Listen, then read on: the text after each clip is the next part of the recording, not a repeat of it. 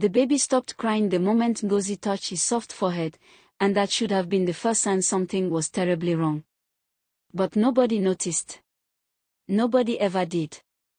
Ngozi stood before her small food stand at the edge of the bustling market, wiping her hands on the faded wrapper tied around her waist. The wrapper had once been bright yellow with red flowers, now it was washed out, stretched thin, and fraying at the edges, like her life. The air around her choked with heat and the thick smell of frying oil. Traders shouted prices over one another, motorcycle horns cut through conversations, and women balanced heaving baskets on their heads like living sculptures moving through chaos.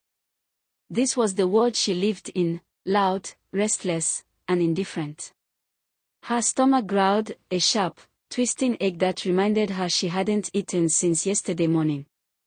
Not since she'd scraped the bottom of her pot and forced herself to ignore the hunger that clawed at her ribs. Hunger had become a familiar companion, almost comforting in its constancy. On her small wooden table sat only 3 wraps of akara and half a loaf of bread. That was all she had left. If she didn't sell them today, she wouldn't eat tonight. If she didn't eat tonight, tomorrow would be worse. Hunger always made tomorrow worse. She inhaled deeply, the spicy scent of frying pepper from a nearby stall taunting her. Her vision blurred for a moment, stars prickling at the edges. She steadied herself on the table. A young man approached. A stranger. One of the many passers-by who never looked at her long enough to remember her face. "Madam, how much for everything?" he asked, already reaching into his pocket. Ngozi tried to gather enough voice to sound confident. 200, she managed quietly. He didn't negotiate. Didn't smile. Didn't even lift his eyes to meet hers. He dropped the crumpled notes on the table, scooped up the food, and walked away. Just like that. Gone. As if the transaction, and she, had barely existed. Ngozi stared down at the money.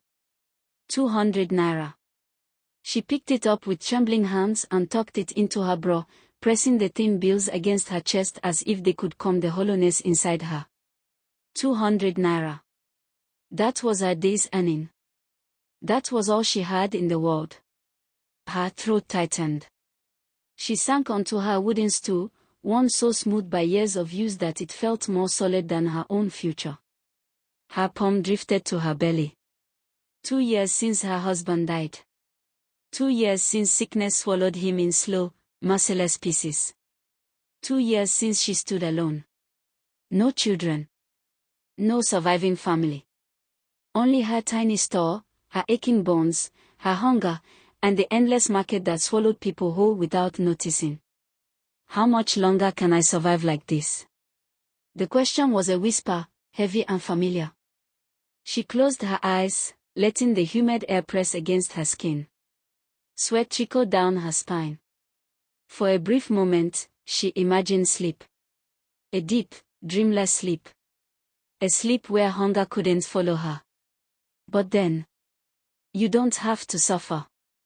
Ngozi's eyes snapped open. The market roared around her, unchanged, unaware. Yet the voice felt close, too close. She scanned the sea of moving bodies. That was when she saw her. An old woman stood near the edge of the trees bordering the market. Bent. Wrinkled. Dressed head to toe in black cloth that absorbed the sun's heat without complaint.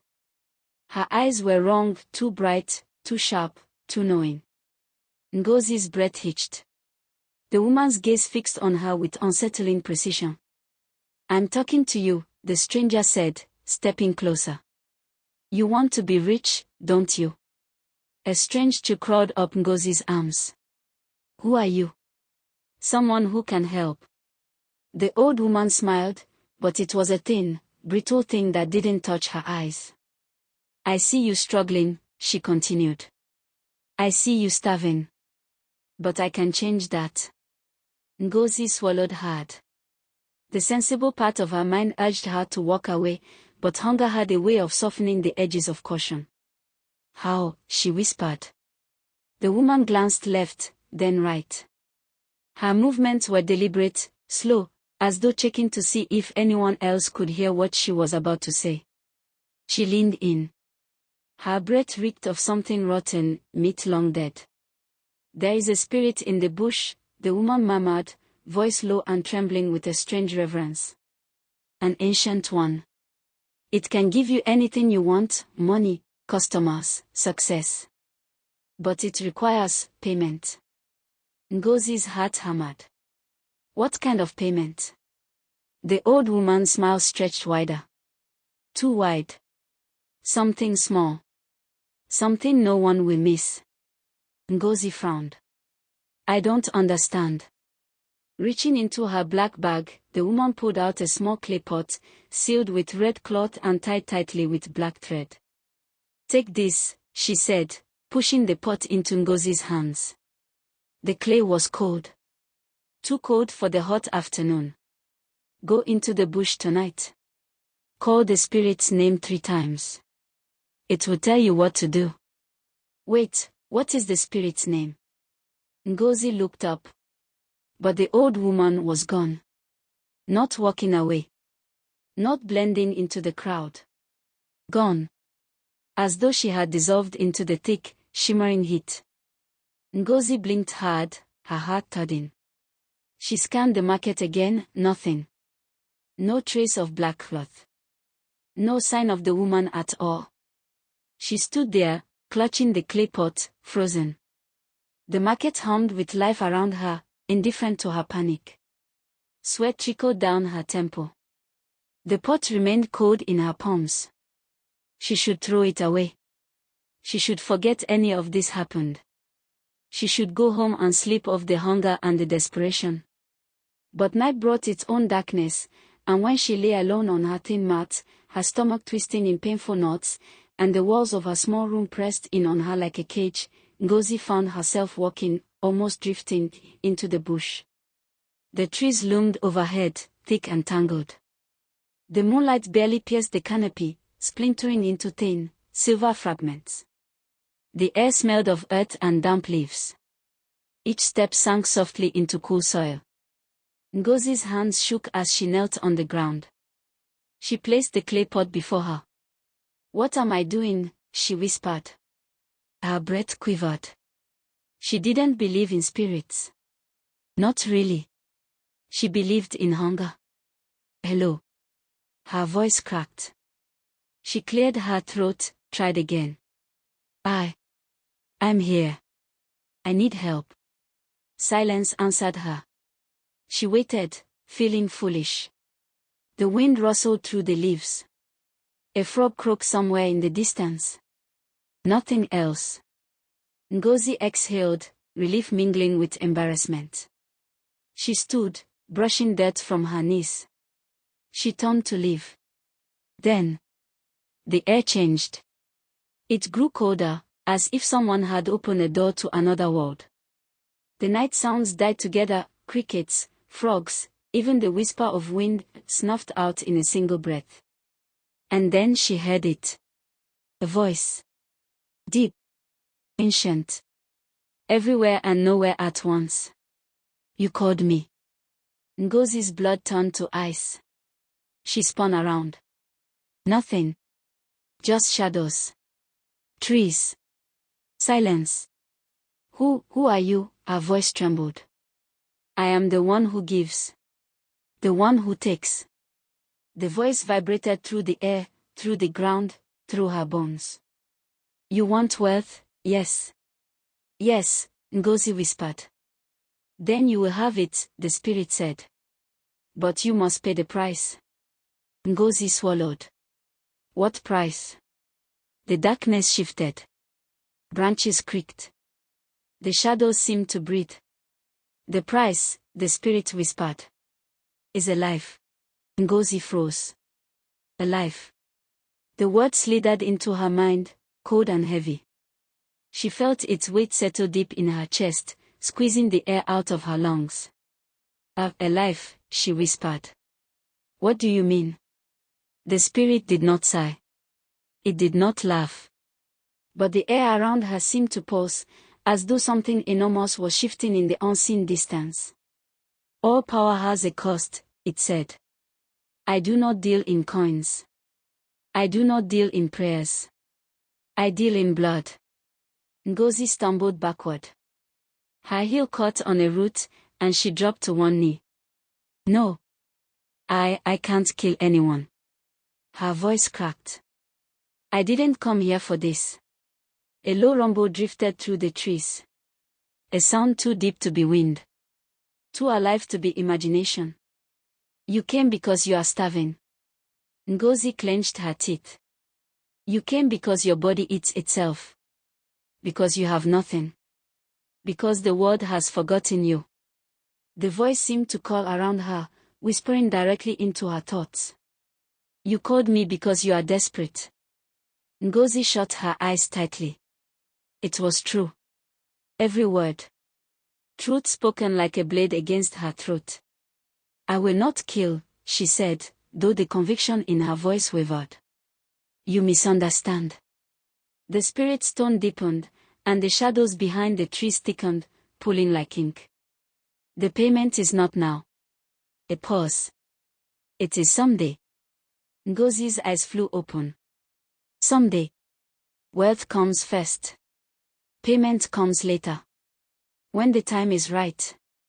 That, she swallowed. That sounds like a trap. The air rippled with something like amusement. All bargains are traps. The question is whether you can climb out of yours before it closes. Ngozi's heartbeat thundered. Sweat trickled down her neck. The clay pot sat before her, still sealed, cold as stone.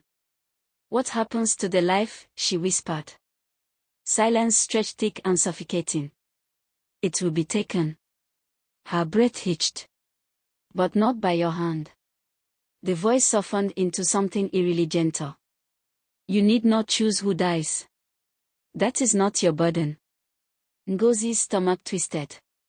Why me? She whispered. Why not you? The voice echoed, reverberating in the space between the trees. You are small in the world, it continued, but not insignificant. You are forgotten, but not worthless. You are hungry, but not weak. Ngozi pressed her hands to her face.